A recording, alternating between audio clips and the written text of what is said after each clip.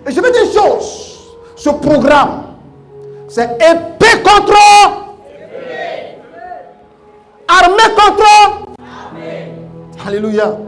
C'est Gédéon qui a dit ça. Quand tu vas te lever à bombarder, à combattre, tu vas arracher ton âme de la sorcellerie. Ton âme actuellement est quelque part. C'est-à-dire, ils enterrent ton âme, ils emprisonnent ton âme, et tout ce qui est de grâce de toi, ils ont une grande maison de la sorcellerie. Ils prennent la maison du trésor, c'est-à-dire ta richesse, ils emmènent là-bas, ils ferment. Ça, c'est mariage. Ils prennent, ils ferment. Et puis toi, tu es là. Seigneur, Seigneur. Celui qui a pris mon mariage, Seigneur, frappe-le. Alléluia. Amen. Si vous me voyez ici au Gabon, c'est ma prière comme ça qui m'envoie ici. Alléluia. Amen. Parce que si tu arrives à un certain niveau que tu ne pries pas de manière violente, tu ne seras pas libéré. Je dis à un moment donné, c'est mon Père, je te parle de la parole de Dieu.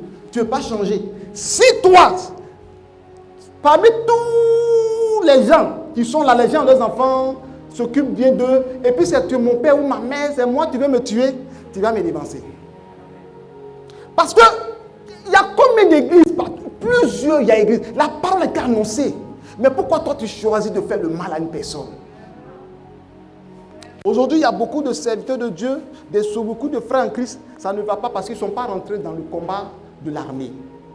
Si la Bible déclare dans 2 Corinthiens 10, verset 4, il dit que les armes avec lesquelles nous combattons ne sont pas charnelles. Elles sont puissantes par la vertu de Dieu pour renverser des forteresses. Quand j'ai commencé à épouser cette vision de guerrier, de frappeur, de tueur parfois, mon ministère a commencé à être libéré.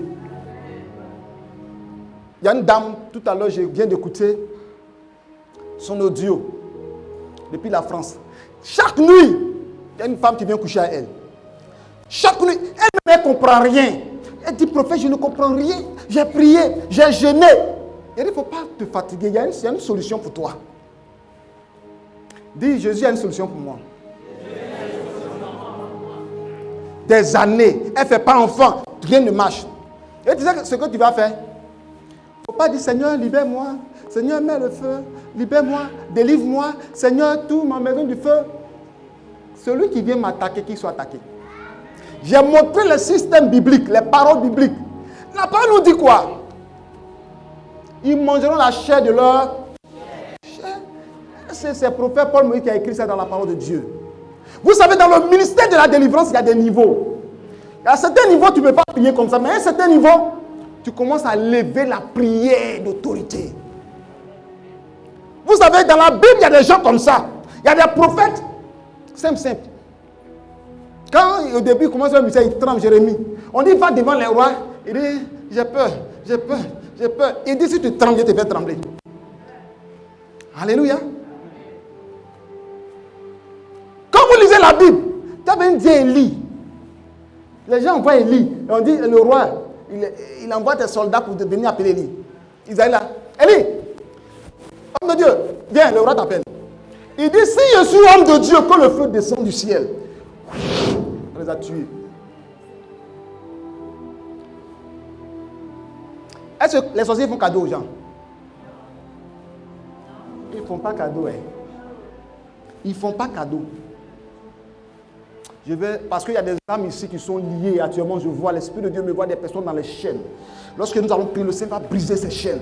Dieu va te libérer. Un deuxième groupe est venu. Il dit, homme de Dieu. Quoi, les généraux là. Homme de Dieu, descends, le roi t'appelle. Il est assis sur la montagne là-bas, avec son habit de peau d'animaux là. Il dit, si je suis vraiment homme de Dieu, que le feu descend, vous. 102 personnes, ça fait 102 personnes mortes. Le roi envoie troisième équipe. Quand ils sont arrivés là-bas, le chef s'est agenouillé. Homme de Dieu, que ma vie soit sauve, ainsi que ceux qui sont derrière moi. Homme de Dieu, le roi dit de venir. Il dit, ok, il est descendu. Aujourd'hui là, les sorciers rentrent dans les églises et puis ils sortent. Si tu ne rentres pas chez moi, si tu rentres chez moi, tu te convertis, tu meurs. Alléluia. Amen. Tu te convertis ou tu meurs. Il ne faut pas venir m'attaquer. Celui qui m'attaque, je l'attaque. Alléluia. Amen. Et une sœur, dans le cas de son âme, qu'est-ce qui va se passer?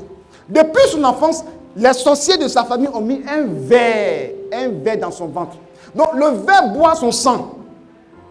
Elle a nié, elle était peut-être 6 ans jusqu'à 30 et quelques là-bas. Tout le temps, elle est dans les médicaments, dans les traitements, dans les fruits. Mais ça là ne monte jamais. Un jour, j'étais à Djamé, pour ceux qui connaissent Abidjan. C'est un quartier commercial. Je suis parti faire des achats. Et je vois, l'Esprit de Dieu ouvre mon esprit.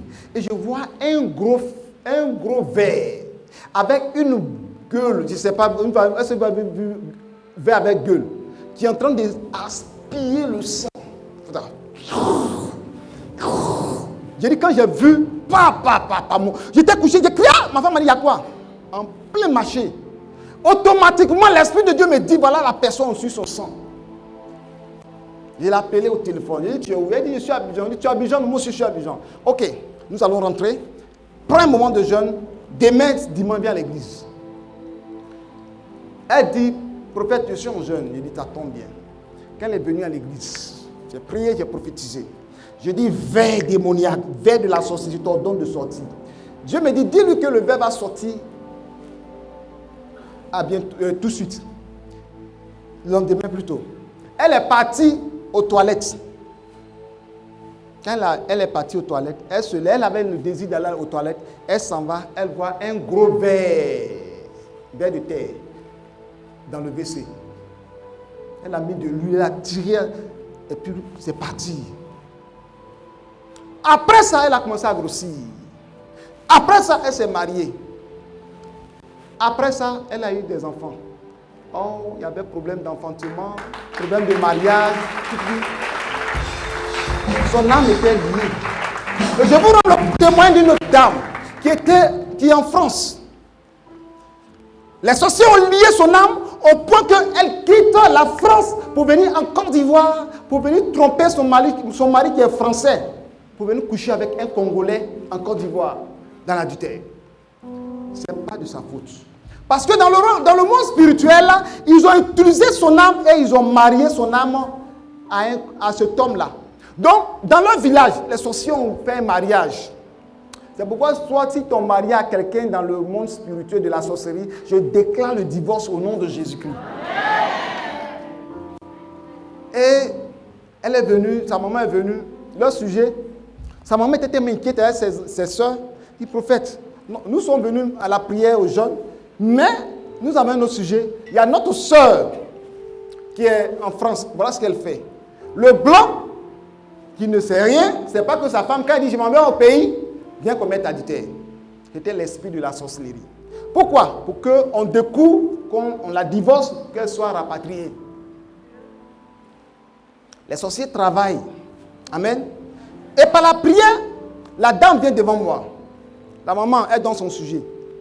Comme un programme comme ça. Et quand j'ai fini de prier pour elle, c'était aux environs de, je crois, 1 heure du matin.